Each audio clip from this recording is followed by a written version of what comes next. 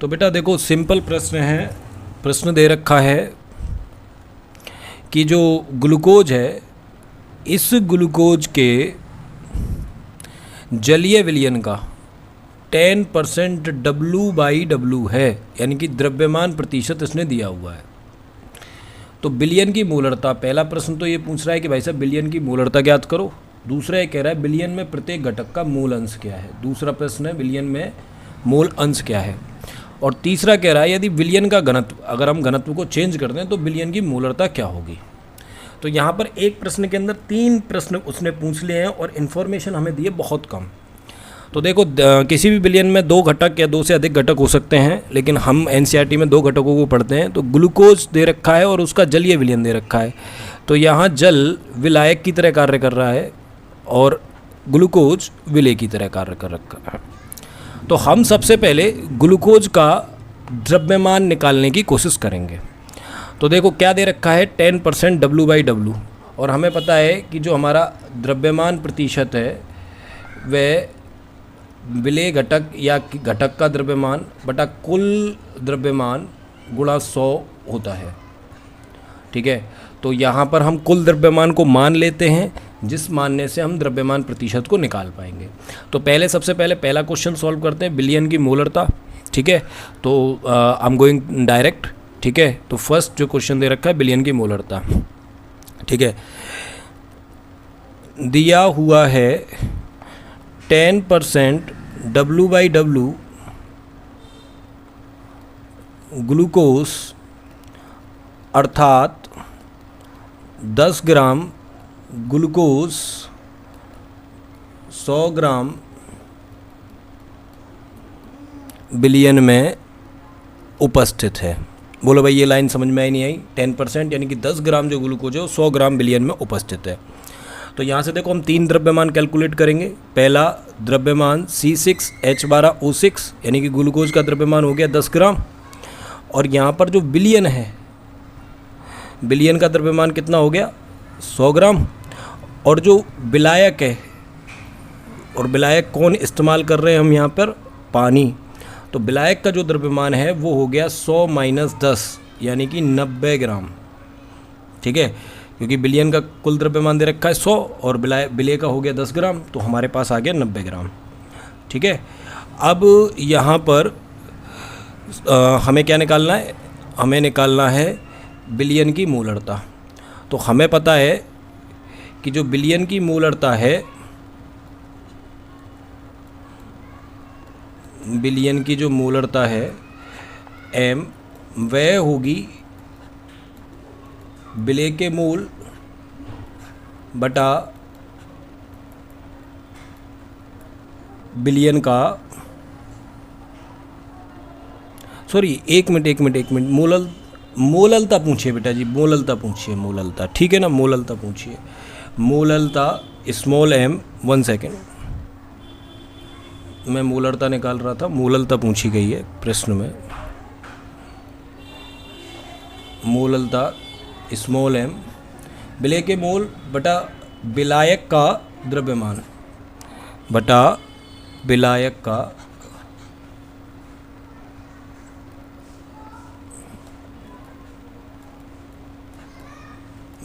का द्रव्यमान, और ये हमारा केजी में। ठीक है, तो विलेय के मोल हो जाएंगे आपका NC6H12O6 और विलायक का द्रव्यमान हो जाएगा WH2O।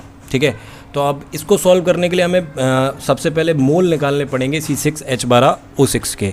तो निकालो भाई, C6H12O6 equal to W C6H12O6 upon M C6H12O6।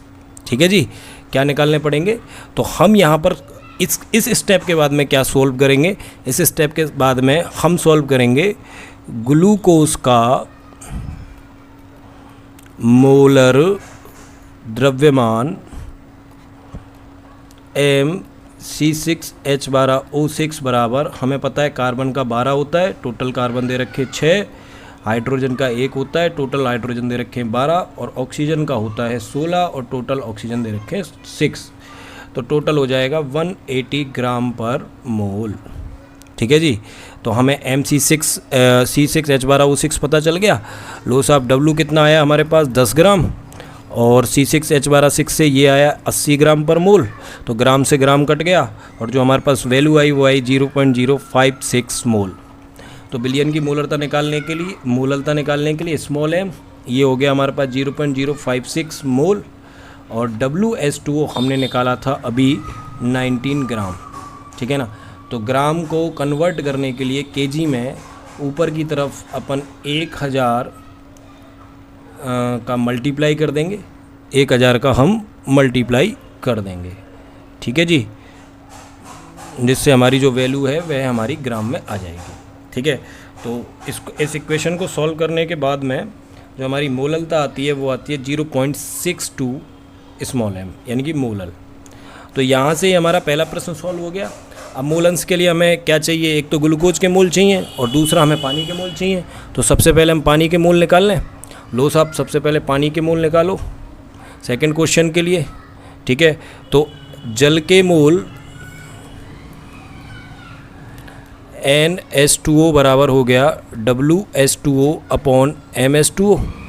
तो हमें पता है कि पानी का मोलर द्रव्यमान होता है 18, 1 और 1 2, 2 और 16, या मैं साइड में निकाल देता हूँ। MH2O बराबर 1 मल्टीप्लाई बाई 2 प्लस 16, यानी कि 2 + 16 इक्वल टू 18 ग्राम पर मोल। तो ये हो गया 18 ग्राम पर मोल, और दिया कितना है 19 ग्राम। तो NH2O हमारे पास आ गया 5 मोल्स, ठीक है जी। तो लो साहब मोल अंश निकालें। मोल अंश XH2O, तो XH2O बराबर हो जाएगा NH2O बटा NH2O प्लस NC6H12O6, ठीक है। तो XH2O बराबर हो गया NH2O हो गया 5 अपॉन 5 प्लस, और ये हमने निकाला था 0.056। तो XH2O हमारा निकल कर आया है 0.989।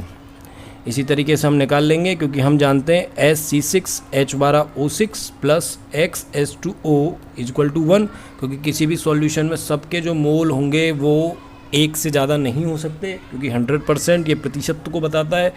तो XC6H12O6 equal to 1 minus XH2O, तो 1 माइनस 0.989, तो XC6H12O6 आ गया 0.011।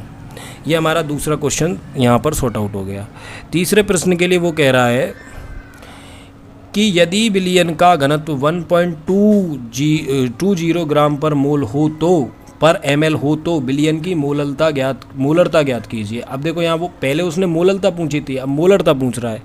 तो हम जानते हैं, तीसरे क्वेश्चन को सॉर्ट आउट कर रहे हैं, आपको यहीं से उतारना है, लेकिन आपको सिखाने के लिए मैं यहाँ से चालू कर रहा हूँ। हम जानते हैं कि विलयन की मोलरता बराबर होती है विलेय के मोल बटा विलयन का आयतन, और वो किस में ml में। अगर ml में लेंगे तो आप ऊपर 1000 का मल्टीप्लाई कर दोगे, और कैपिटल M बराबर हो जाएगा NC6H12O6 और विलयन का आयतन ml में मल्टीप्लाई 1000। अब देखो NC6H12O6 तो हमारे पास है, लेकिन V नहीं है, लेकिन उसने डाटा क्या दिया है, उसने दिया है घनत्व। क्या दिया हुआ है, तो हम जानते हैं घनत्व बराबर होता है W बटा V, और W किसका, विलयन का, और V किसका, विलयन का। तो देखो बेटा जी, हमने स्टार्टिंग में क्या माना था, हमने माना था W विलयन हमारे पास है 100 ग्राम। कितना है, 100 ग्राम। तो जब ये हमारे पास 100 ग्राम है, निकालना क्या है, हमें V विलयन निकालना है, और D घनत्व उसने दे रखा है कितना, 1.2 ग्राम पर ml, 1.2 ग्राम पर ml। तो V विलयन बराबर हो जाएगा 100 ग्राम बटा 1.2 ग्राम पर ml। तो ग्राम से ग्राम कट जाएगा और ml आपका ऊपर पहुंच जाएगा। तो ये हो जाएगा 83.33 ml, ठीक है जी, कितना हो जाएगा 83.33 ml। तो m बराबर हो गया आपका 0.056 मोल बटा 83.33 ml मल्टीप्लाई बाई 1000। ठीक है, तो यहाँ पर इसकी जो मोलरता है वह निकल कर आई 0.6 मोल। आशा करता हूँ कि आपको प्रश्न समझ में आया होगा। प्रश्न को समझना है, कितने प्रश्न पूछे हैं, क्या इन्फॉर्मेशन दे रखी है और उस इन्फॉर्मेशन को कैसे इंटरप्रेट करके नहीं आपको नेक्स्ट इन्फॉर्मेशन तक पहुँचना है। ठीक है, तो चैनल को लाइक, शेयर एंड सब्सक्राइब करना ना भूलें। मिलते हैं आपसे नेक्स्ट वीडियो में।